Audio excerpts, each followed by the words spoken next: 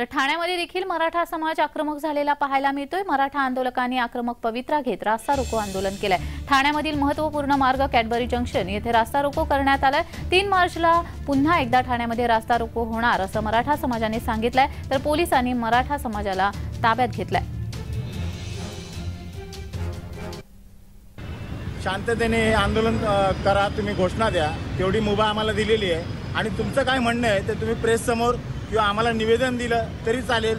आमचं एकच मागणी आहे की जे सगळे सोयरे या शब्दाच्या संदर्भामध्ये हे सरकार तो शब्द घ्यायला कानकूस करत आहे, तर त्या शब्दाची अंमलबजावणी या महाराष्ट्र शासनाने घ्यावी। आणि जे आता जे तुम्ही GR जो काढलेला आहे तो 180 दिवसामध्ये कायद्यामध्ये रूपांतरित व्हावा, हीच आमची सरकारकडे मागणी आहे। आता आम्ही आज सगळे सोयरेच्या आदेश काढण्यासाठी आम्ही आज रस्ता रोको करणार होतो, पण आज 12वीच्या 11 परीक्षा असल्यामुळे थोडंसं आम्ही हे केलंय। पण आज निवेदन देऊ आणि पुढच्या येते 3 तारखेला आम्ही ठाणे पूर्ण बंद आणि रस्ता रोको करू आम्ही ठाणे जिल्ह्याचा। जर करता अधिसूचनाचं रूपांतर जर कायद्यामध्ये नाही झालं तर पूर्ण ठाण्यामध्ये आम्ही रस्ता रोको करू।